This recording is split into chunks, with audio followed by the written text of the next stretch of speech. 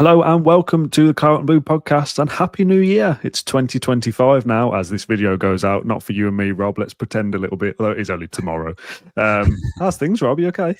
Yeah, not too bad. Cheers, mate. Yeah, still recovering from a flat end of year in a football sense. And if we're pretending that it's New Year's Day, then still recovering from New Year's Eve, I expect. This podcast is sponsored by NordVPN still into the new year. So if you want the best discount code available, there's a link in the top line of the description. We're here today, Rob, to talk about New Year's resolutions for Aston Villa and the 8. We've managed to narrow it down to 8 New Year's resolutions that Villa need to fix up with, basically, and sort themselves out. And we're going to go through them in a list. We've got a couple of suggestions from viewers as well from a social media post that I put out on New Year's Eve. Have you set yourself any New Year's resolutions? Do you take part in this little game that we all play I don't really. The risk of sounding like an old cynic, I don't really place much stock in a new year. It's just another day, isn't it? It's Tuesday into Wednesday, yeah. Like the universe doesn't know. It's not like I'm going to go out in the morning and all the sparrows will be like, hey, it's 2025. So I don't, but I also appreciate that for some people it provides a chance to draw a line and perhaps a period of time that hasn't gone very well and move into a new year. And that's what I'm hoping it'll do for Villa. And I would say my year's been pretty much the same. Fairly all right. A few shocking disasters and a few moments of glory, including being recognised in the club shop against Arsenal, which was great. So now Amelia thinks I'm famous. But yeah, probably get to the gym more. I started off quite well last year and then was quite slack really towards the end of the year. Putting my health front and centre is going to be important to me this year. Yeah, I'll say the same. I definitely need to lose some weight this year, big time. I was going through for something different the first time, that we're in the Poddymore Heath studio, and I was wearing this zip quarter neck jumper thing. So I literally threw it away the other day because it doesn't fit anymore. I was like, oh no, at the space of a year, I've gone from something that I wore happy enough to wear on camera to now doesn't even fit. So that needs to be fixed up pretty quickly. We're not here to talk about us, we're here to talk about Villa. Our list of 8 then, and we're just going to go through them. We'll have a chat about each one. First one, pretty straightforward.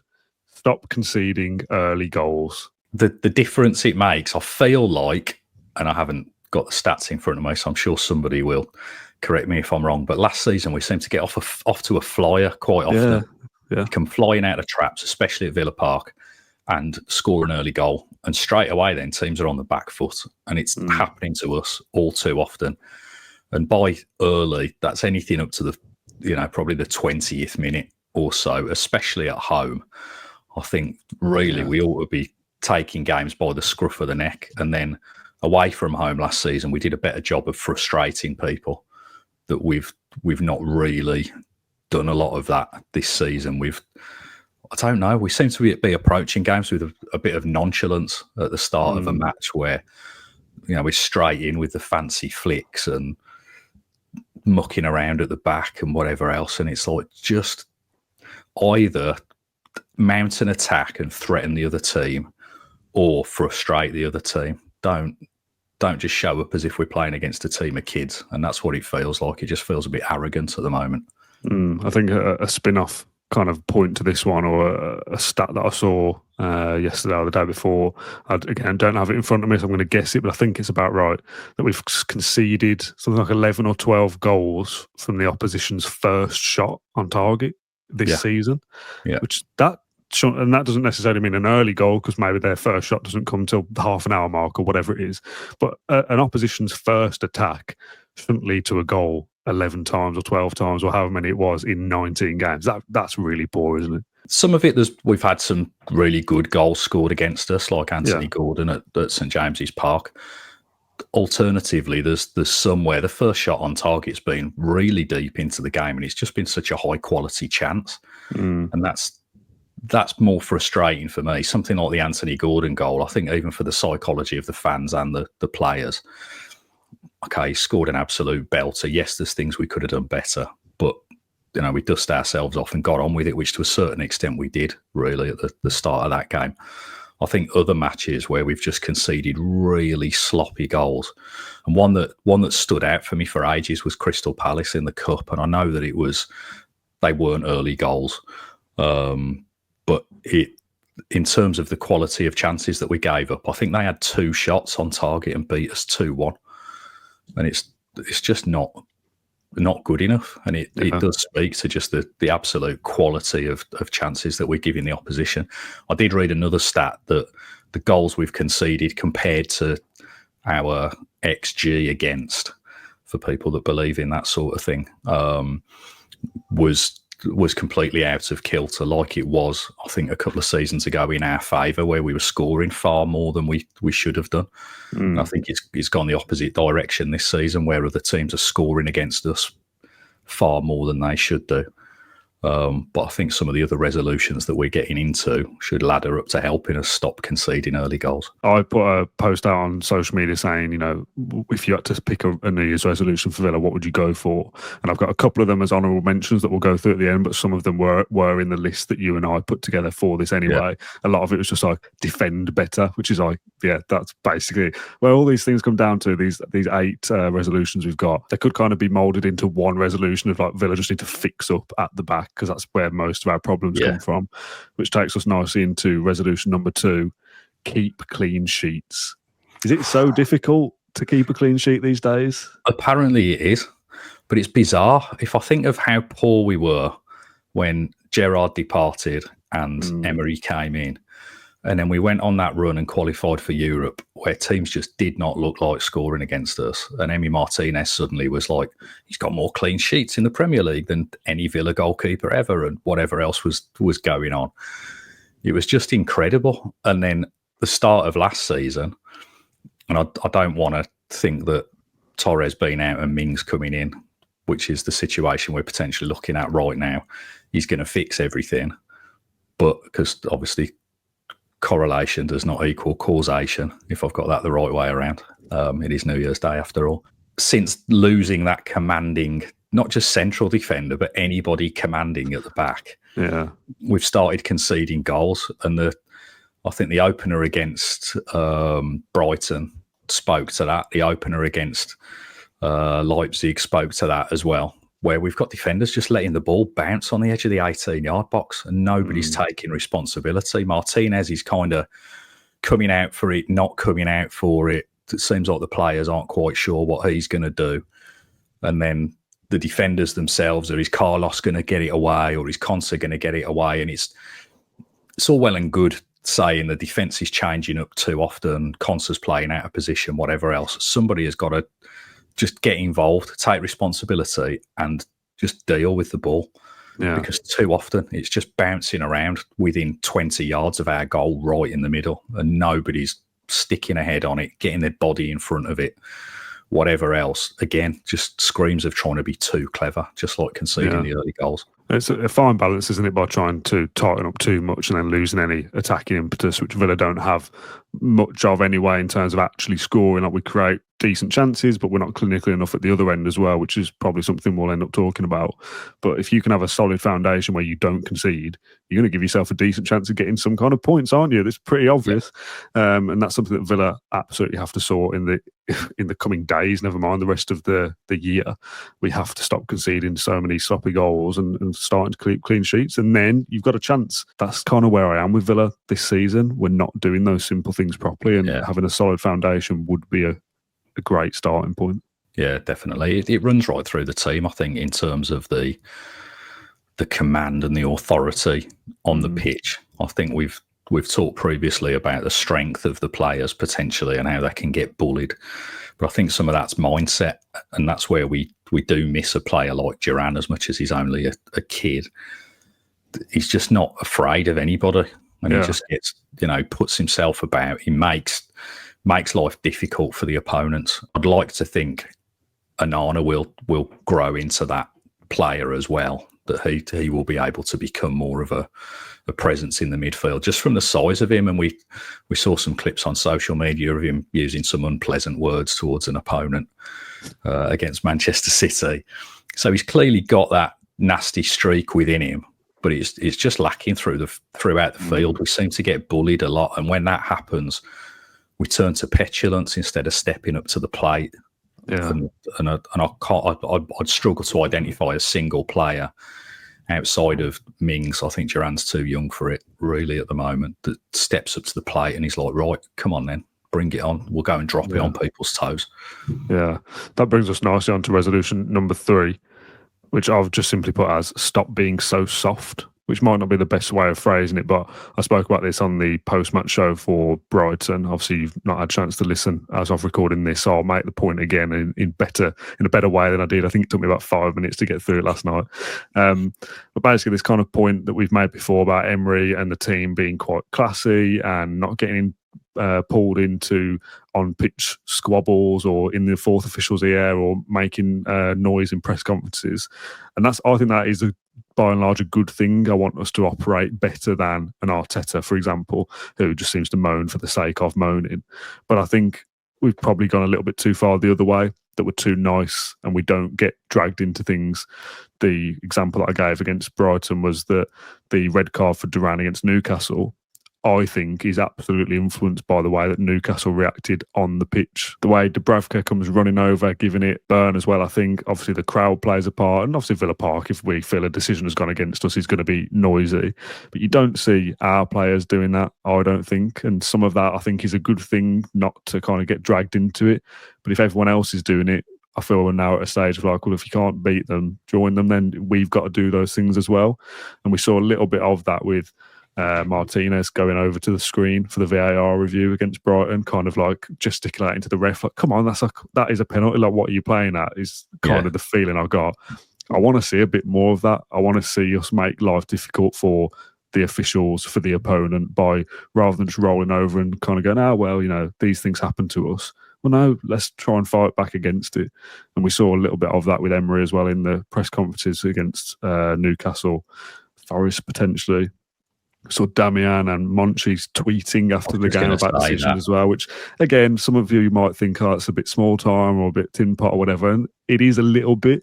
But if others are doing it, I feel like you have to just get on. It's the opposite of that. All the clubs that win loads of trophies, that's what they do.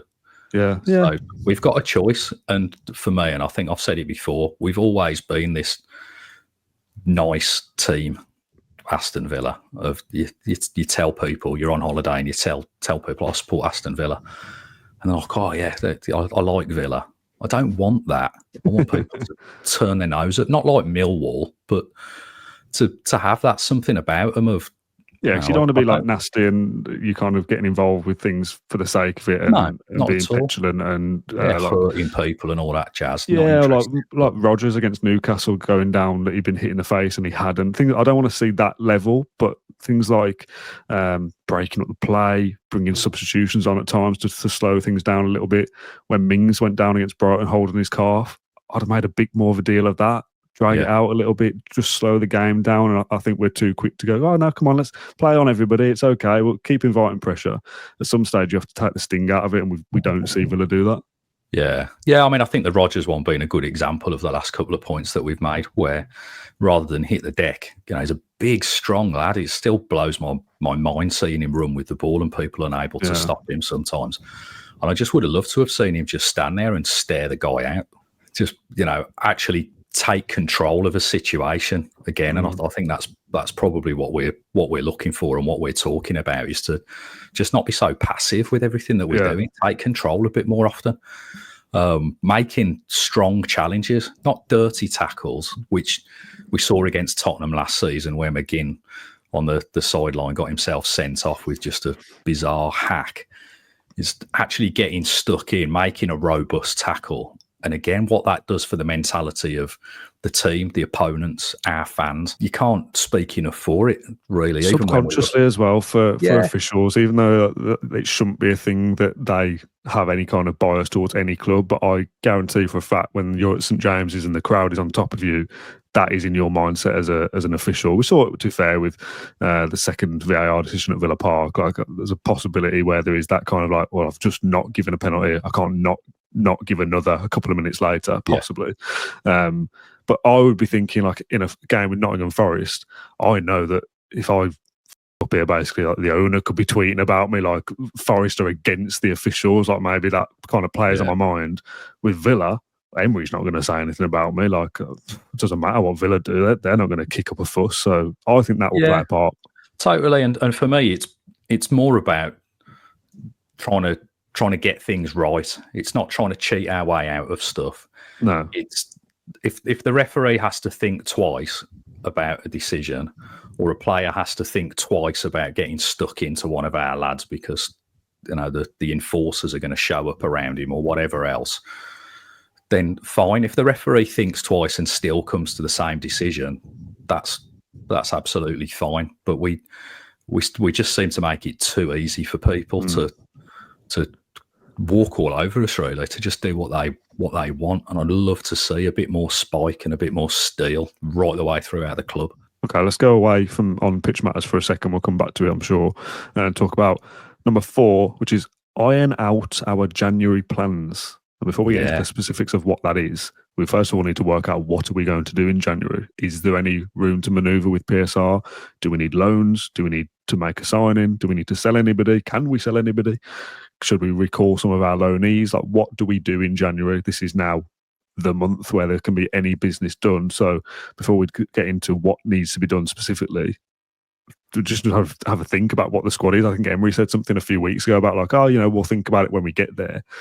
I mean, that's just words, isn't it? There's absolutely no way that the club are only just thinking about January today. The plans will be in motion well before then, but we need to know what those plans are. It's clear that there are areas of the field that we need strength. I would say that looking at the activity that we did in the summer, because yes, there were PSR restrictions, but we did still drop 50 million on Onana. We did still drop 30 odd million on Maatsen, although Kellyman went the other way and softened the blow on that one. We ended last season, or at least played most of last season, with everybody really on good form, and it made a massive difference. Whereas this season, we're not seeing that. So we didn't sell Leon Bailey in the summer. We may as well have, for how he's played this season, because he seemed to look a bit better against Brighton. But this time last year, had he got 6 goals, 7 goals or something in the Premier League? So far, 0. Yeah. We've sold players in Douglas Luiz and Diaby that could really influence matches. Zaniolo was more miss than hit when he came on, but at least he scored a couple of goals for us, which, if we assume that he's been replaced by Philogene, I guess, although whether he was Diaby's replacement, I'm not really sure, but he's not done anything yet.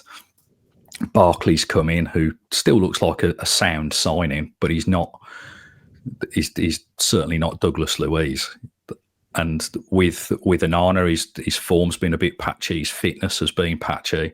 Yeah, I think the plan was probably to play the midfield that we've seen a little bit recently, with Onana and Kamara at the base of it, to provide that steel, and Onana can run with the ball and drive forward, and so can Rodgers, and Tielemans can pass it around, and Bailey can beat a man, and Ramsey can beat a man. I thought he looked good coming on against Brighton as well. But so many of those players just aren't doing it at all. McGinn, 0 league goals. Has Tielemans scored any in the league? I don't think he has. He scored the Champions League. I don't think he's got a league goal.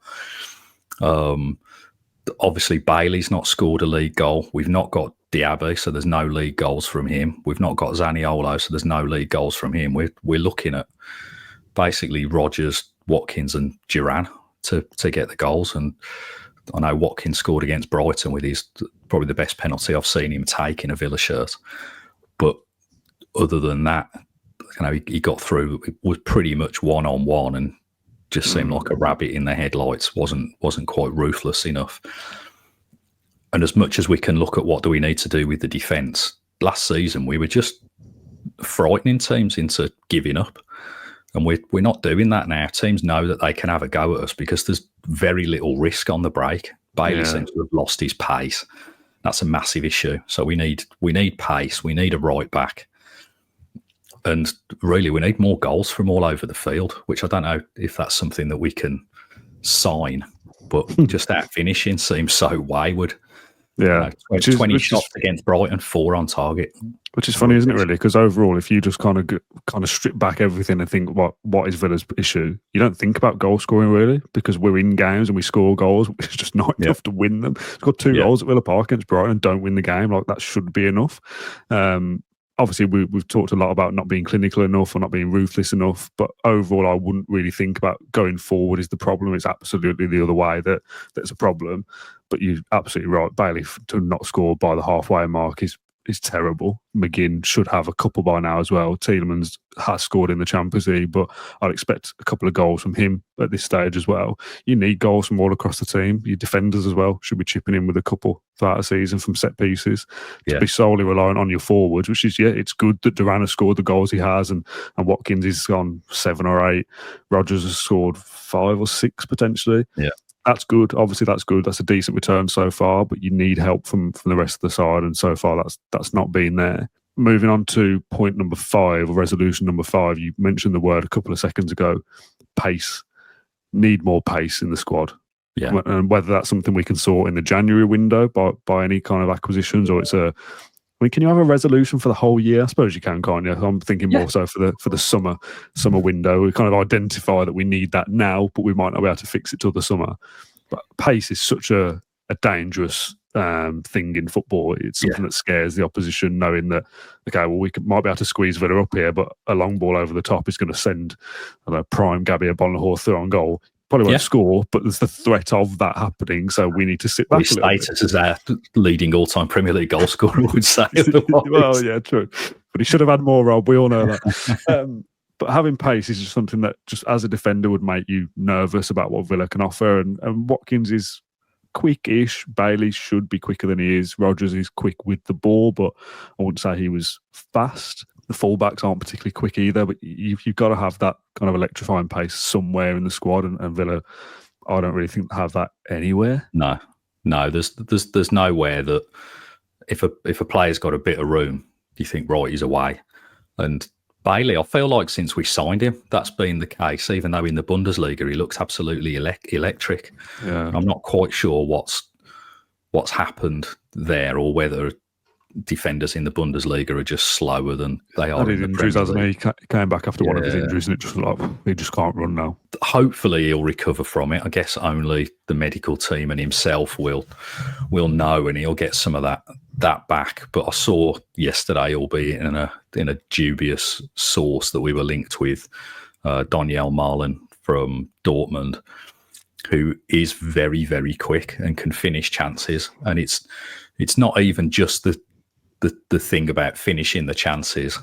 And I don't want to dwell too much on Gabby, because I know he splits opinion amongst the fan base. But it just gives everybody else the chance to get up the field as well. If he's quick enough to get away, and he doesn't have to be good at holding the ball up, because he's 10 yards in front of, even if he's run down the wing a bit with it, he's 10 yards in front of their defence. So he's got a few seconds for them to catch up before then he's got to worry about holding onto the ball, and he can lay it off. You win a free kick or a throw in, or we don't. The pitch. Yeah, we just seem to lose the ball when we're on a counter attack. We either get caught up or make the wrong choice, or it gets caught under Ollie's feet, or and he's not the only one. But yeah, I think with Maatsen, I can see that's something that we'll evolve into. That he does seem genuinely rapid.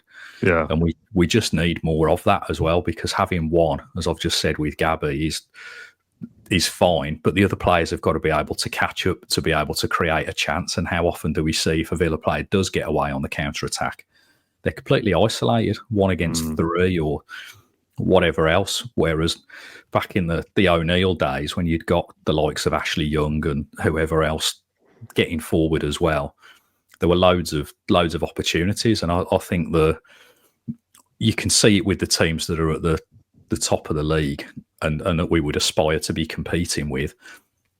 The things that we've talked about in terms of pace, in terms of ruthlessness, in terms of commanding defenders and midfielders, they've all got it. And whether that's Newcastle, whether that's Liverpool, Arsenal now, have got tough central defenders and pace all over the field. Manchester City don't really, since Rodri's come out of the team. That's ripped them out from a ruthlessness perspective. But Forest as well got some quick players. Yeah, exactly. And I think with City, they've they've not got the pace, and they're not strangling teams to death, with their python ball that they used to play with Rodri in the team, where they just suffocate the opposition. Now that they're reliant on needing to be a bit quicker, Doku's got it, but nobody, quite what he does when he's got the ball is anybody's guess. But we haven't even got that element of unpredictability. You kind of know what's going to happen if we win the ball back and get on a transition. Yeah, and that ties in nicely with point number 6, which not necessarily pace in terms of running around, but speed in the way we play, moving the ball quicker in possession. The amount of times, and again, Brighton is the most recent example for everybody here, but the amount of times Villa kind of get in a promising position and turn back on themselves and just keep hold of the ball, which there is something in that. But there was a moment last night when Konsa got into a good position to put a ball into the box from deep and didn't, just turn back and passed it back to Diego Carlos or whoever it was. And it's like, that's not a chance. It's not like a clear-cut opportunity for us to score a goal. But if that's a fullback that likes whipping the ball in, the ball goes into the box then, you don't know, see what happens. But we don't even have that I see Cash do that a lot as well. So I wonder if it's an instruction of... It must be, yeah. Because Cash turn, this is kind of the Cash turn, isn't it? To go forward and kind of Cruyff turn back on himself and go backwards. So it's obviously something they're told to do. But we see sometimes that Villa are so deadly with the ball and move forward so quickly, kind of vertical. The goal against... I can't remember who it was. Martinez throws it out to Tielemans, vertical pass forward, through on goal, we score. It's just 3 passes. I think was Man City, wasn't it? Yeah, Man City. Yeah. Villa can be quick in their moments, and they clearly pick and choose when is the time to kind of burst into life. But we don't see that often enough, and that's something I want to see more of in 2025, us being quicker with the ball, because it's dangerous, and we score goals playing like that. Brighton did it to us, didn't they? Passed the ball around the back, but it seems to be... And got forward and scored. It seems to be that, and I've said this before, it's also feels in terms of how firmly we pass the ball. And it's the ball just doesn't seem to literally move quick enough. It's not just a case of us making those decisions quickly. It's also just how quickly the ball is travelling to get to the other player. I mean, we saw it for the goal we conceded against Forest, where Carlos has played it out to Cash, and Cash has obviously anticipated there'd be enough pace on it that he could turn and start moving up the field, and he didn't even make it as far as him. Yeah. And Carlos is a prime culprit for that, of kind of lazy passes. Everybody just looks knackered. And as though that might be part of Villa's problem. We talk about confidence and stuff, but it's been a long year. There's been an international tournament, a lack of pre-season, injuries, players returning. There are kind of mitigating factors to Villa's poorer form, I think. But then some will kind of venture that in to be like, oh, that's making excuses for them. But I think those are just reasons for most of the league being a little bit kind of unpredictable. Yeah, I think with McGinn would probably stand out as a prime example with all the minutes that he's played for Scotland over the year as well. Yeah. And he played a fair bit in the Europa League. I mean, how many matches will he have played in 2024? Getting on for 70 probably without really a break in the summer. It's been a really hard 12 months for those players, and it was really hard digging themselves out of relegation trouble, qualifying for Europe, qualifying for the Champions League. And I think the drop-off in form is understandable against that as a backdrop. I think where then the kind of the backups that we've brought in haven't stepped up to the plate enough.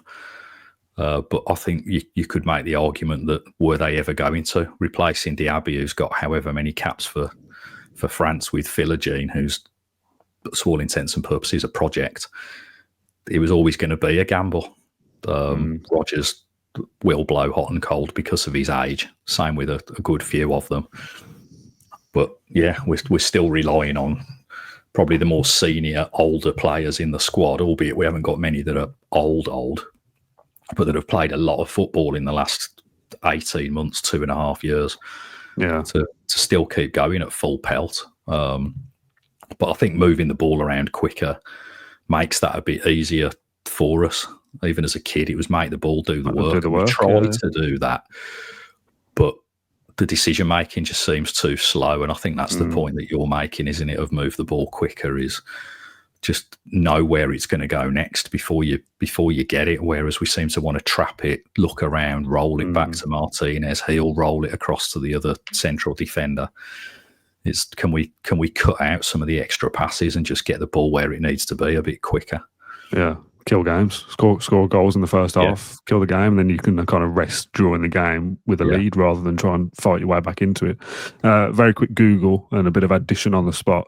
McGinn's played 65 games in 2024, if my maths is correct, which is about as I expected to be fair. You said approaching 70, so 65 games in the calendar year is a hell of a lot of football, isn't it? And kind of no kind of surprise to why players might not be at their top peak performance come New Year's Eve. Yeah, I mean, especially when you think in a normal calendar year without a tournament, they'd have pretty much 10 weeks off from competitive football in the middle. Then you would really be compressing all those games, because he didn't play a lot of games for Scotland in the summer because obviously they didn't get deep into the tournament. So even if you take 3 or 4 out of that, it's still over 60 matches in what's effectively 40 weeks. It's loads of football, and it's the intensity that we were playing at and the number of minutes within those appearances as well, where I think with the more established clubs at the top of the league, they are able to bring players off, which we did a little bit when we were going well in front against teams. We didn't need to leave these players on till the end, but all of these things just roll up into one big problem that needs untangling. Who scored does list the minutes. Looking at minutes in football, it doesn't really compute in my brain for some reason. It gets too many. Once I get past like 450, I'm done.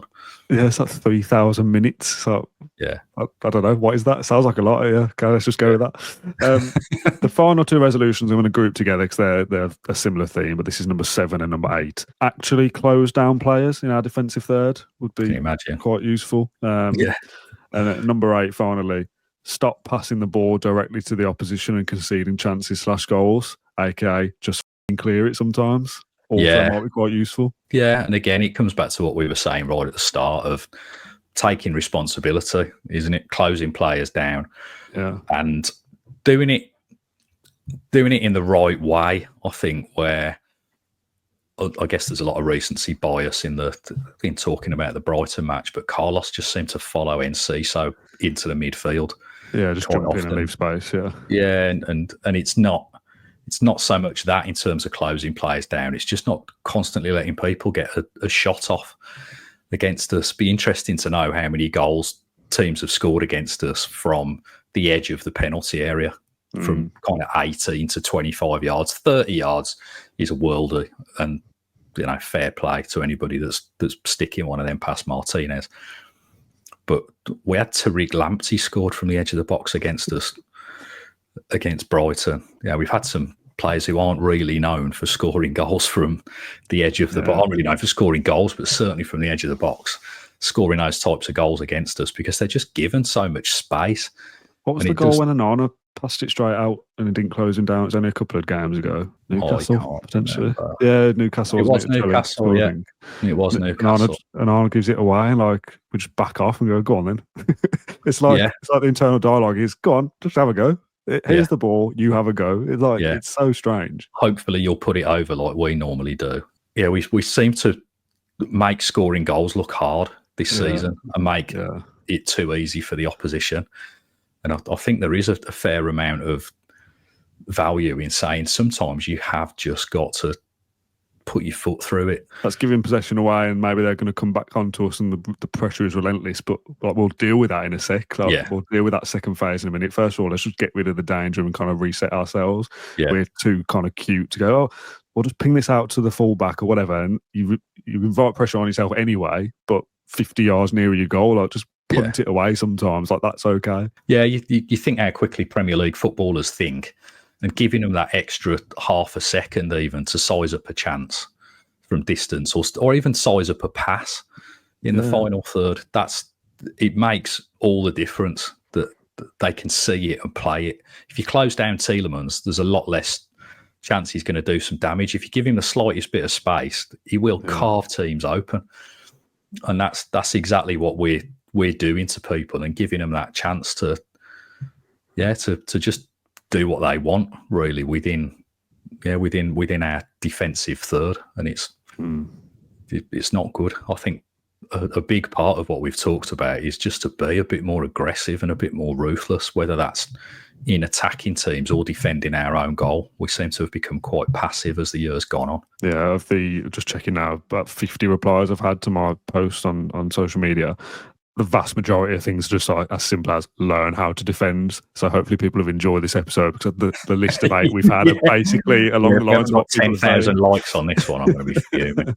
The 2 honourable mentions I wanted to have at the end, because they're funny, are from Sam, who first of all said, "Stop eating a 5-course meal washed down with a bottle of wine 5 minutes before kickoff. It's clearly having an impact." Good shout, actually.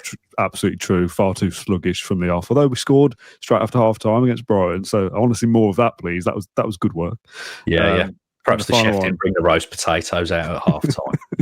The final one from the Brooks said, "Set the alarm clock 20 minutes earlier on match day so the players are actually awake from kickoff." So 2 on a very similar theme there of the slow start, which is absolutely something that could have been in our main list. And it kind of wasn't it, about conceding goals early, but just starting games better, starting halves better in the second half as well. I mean, would go a long way. We saw it against Brentford, was probably the game recently where I thought we'd turned a corner. Yeah. Where it was, and we turned back again. With the cash we turned the corner and didn't like the look of this winning games comfortably last. God. But yeah, if I think back to last season, it was really getting at teams from the off, score an early goal, and they're worried. They've got to come out and try and score against us, and we get another one. And once you're 2 goals in front, you're feeling pretty strong. And we've just not done that at all. And we do just look laboured and tired right from the outset. Yeah. So the start to the second half against Brighton is how I would like to see us starting football matches at Villa Park in general. Yeah. And I think from what I saw of Leicester against Manchester City at the weekend, albeit Leicester got beat, there were things that they were doing that I thought, if we play like we have most of this season, they're going to cause us a lot of problems on Saturday. And I hope I'm not wrong, because there aren't many teams that I've got an irrational dislike for, but Leicester's definitely kind of on the board. I think just because they hate us and we're not really that bothered about them. Yeah. They've always seemed to come and do a good job against us. I can't think of many times that we've really turned them over. And going back to the days when they had Lennon and Savage and Muzzy, and they'd really, really perform against us. I don't want to see that sort of thing happening again, where they turn up and play with urgency and aggression and we just roll over, because I've seen that against Leicester too many times, and their fans will make a lot of noise at Villa Park. They always do. So it's a chance to put the New Year's resolutions to the test. Hopefully some of the players listen to this podcast and think to themselves, "Oh, that's a good idea, that, actually." Stop conceding goals early. Oh, I never thought of that. I might lay off the Yorkshires after I've been for the warm-up before the kick-off.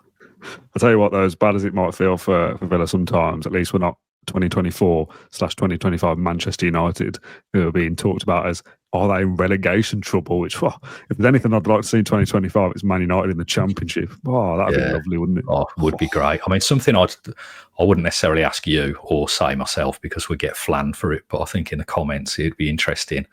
Would you take Villa qualifying for the Conference League this season if that meant Manchester United got relegated?